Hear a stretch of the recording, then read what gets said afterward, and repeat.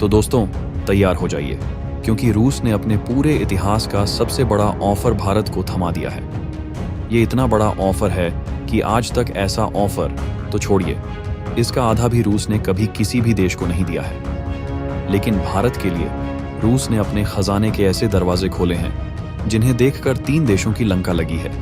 पहला है अमेरिका, दूसरा है फ्रांस और तीसरा है चीन।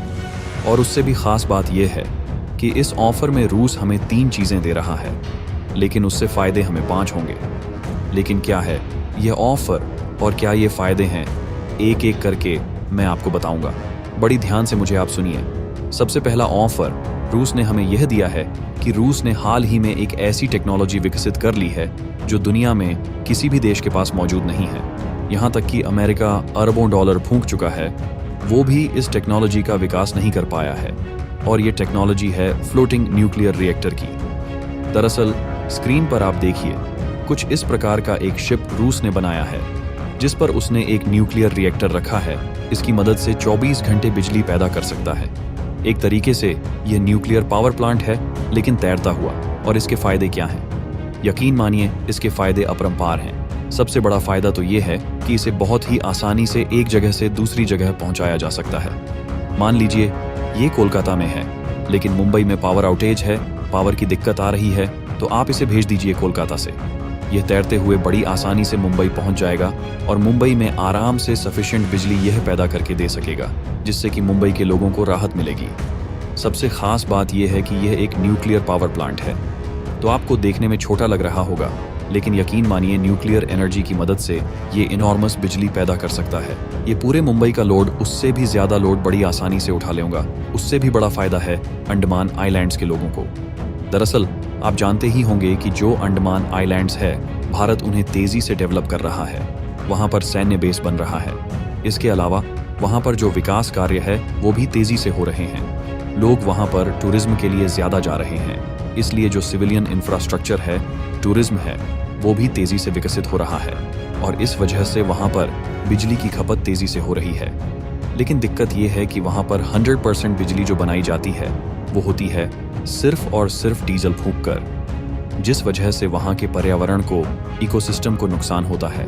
इसके अलावा डीजल फूंक कर बनाई जाने वाली बिजली बहुत ज्यादा एक्सपेंसिव होती है। ऐसे में भारत इस प्रकार के फ्लोटिंग आइलैंड्स को बड़ी आसानी से पहुंचा सकता है अंडमान आइलैंड्स तक, और वहां पर लोगों को सस्ती और बहुत ही अच्छी मात्रा में बिजली उपलब्ध कराई जा सकती है।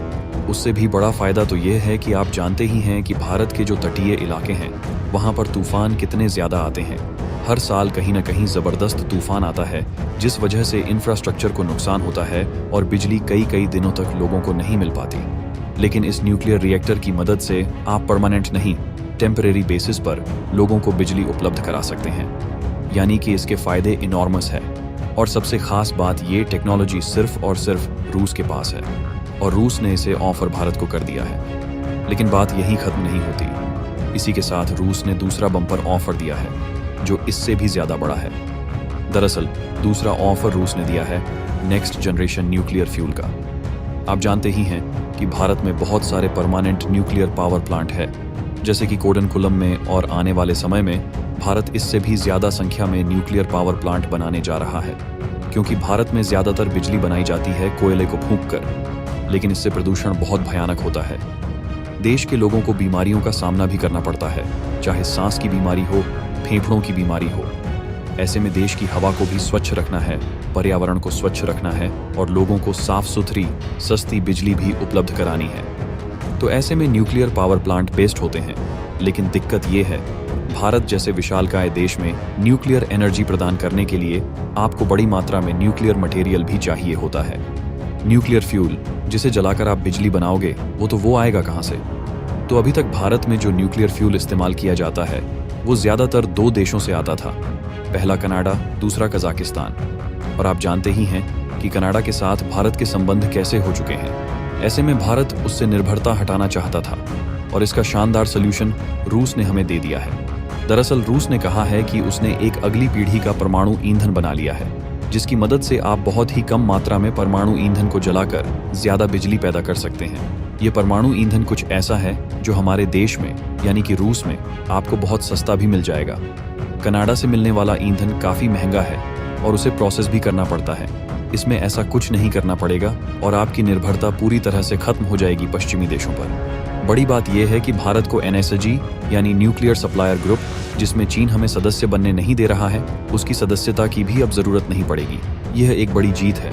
इसके साथ ही तीसरा ऑफर रूस ने यह दिया है कि वह आपके देश में और ज्यादा अलग अलग साइट पर न्यूक्लियर पावर प्लांट पार्टनरशिप में बनाने को तैयार है। इसमें वह आपको नई शानदार तकनीक देगा जो उन्होंने लेटेस्ट तैयार की है और जो वर्ल्ड में बेस्ट है, जिसकी मदद से वे और ज्यादा सिक्योर होंगे, ज्यादा सेफ्टी के साथ आएंगे और ज्यादा बिजली पैदा कर सकेंगे। कम जगह में लगने के बावजूद बताया जा रहा है कि भारत इसके लिए पूरी तरह से हाँ कर चुका है। लेकिन यह तो मैंने आपको 3 ऑफर और इनके 3 फायदे बता दिए। 2 फायदे और सुन लीजिए। सबसे पहला फायदा यह है कि इसे देखकर पश्चिमी देश, खासकर फ्रांस और अमेरिका, दोनों जल चुके हैं। और इसका फायदा हमें यह मिलेगा कि रूस के इस ऑफर को काउंटर करने के लिए और भारत रूस की तरफ ना चला जाए, इसे रोकने के लिए वे भारत को इससे भी बड़ा ऑफर देने को अब मजबूर होंगे ही होंगे, खास करके अमेरिका। और आने वाले कुछ दिनों में आपको इसका एग्जाम्पल भी दिख जाएगा। इसके अलावा 5वां फायदा यह है कि चीन और अमेरिका दोनों ये मानते हैं कि जब तक भारत रूस से हथियार खरीदता रहेगा तब तक ये दोस्त रहेंगे। जैसे जैसे भारत हथियारों के मामले में आत्मनिर्भर बनेगा, दोनों देशों की दोस्ती में दरार आएगी। लेकिन पिछले 1.5 सालों में दोनों देशों ने बहुत सारी असैन्य डील की है, यानी कि जिनमें हथियारों की इवॉल्वमेंट नहीं है। नॉर्मल प्रकार का जो व्यापार है उसमें तेजी से बढ़ोतरी हुई है और इस वजह से चीन और अमेरिका